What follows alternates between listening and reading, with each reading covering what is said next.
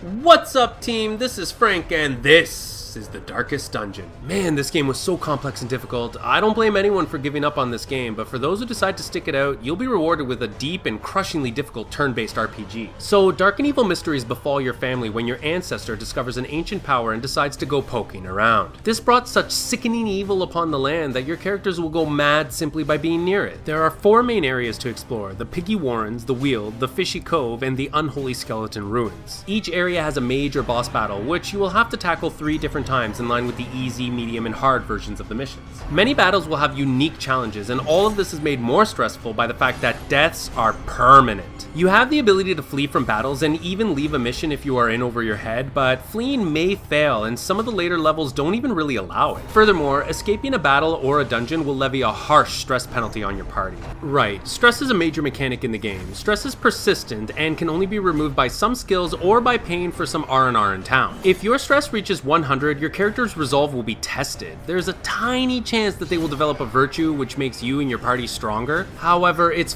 far more likely that the stress will cause them to break and become paranoid, irrational, abusive, or any other negative character trait you can imagine. If this happens, they will often spout nonsense or abuse at your team, causing everyone to increase stress as well. Oh, and the afflicted character may even skip their turn, physically hurt your party, or refuse healing. If you fill up the stress bar twice, the character will suffer a heart attack and be brought down to death's door. Characters don't die immediately when they hit 0 HP. Instead, they will get a debuff which makes them weaker for the rest of the quest. In order to die, they will need to receive damage while at death's door, so try to heal them ASAP. The Hamlet will give you access to a number of important services which can all be upgraded by collecting busts, portraits, deeds, and crests. I decided to upgrade the stagecoach early on to provide more and higher skilled characters to add to my roster. Your best bet early on is to fill your roster with characters, make them complete a dungeon run, and then give them the boot and get a fresh lot of souls for the next run. This means that you shouldn't really get too invested with your early roster. Most of these early characters will soak up so much stress and develop such impairing quirks that it will make a lot more sense for you to send them on their way rather than pay to repair their vestigial minds. That's right, I see you mental illnesses. The sanatorium is responsible for either removing negative quirks or locking in positive ones, as well as curing other diseases that you'll get from the filthy dungeons. This gets very expensive, however, so I didn't play around with this too much until I started banking enough gold with characters I actually wanted to keep. Some of the quirks aren't so bad, like when your character refuses to visit the bar or gamble, no big deal. There's other things I can pay for in town to relieve stress, but other quirks could be devastating. Some mess around with the character's stats. Oh, and kleptomania and curiosity have the annoying habit of making those characters sometimes steal treasure from the party or to touch everything they see, like an obsessive compulsive gamer. Funny enough, this is how I learned to not interact with every procedurally generated infested pool, dead animal, or pile of bones I found on the map, since they can often have debilitating negative effects.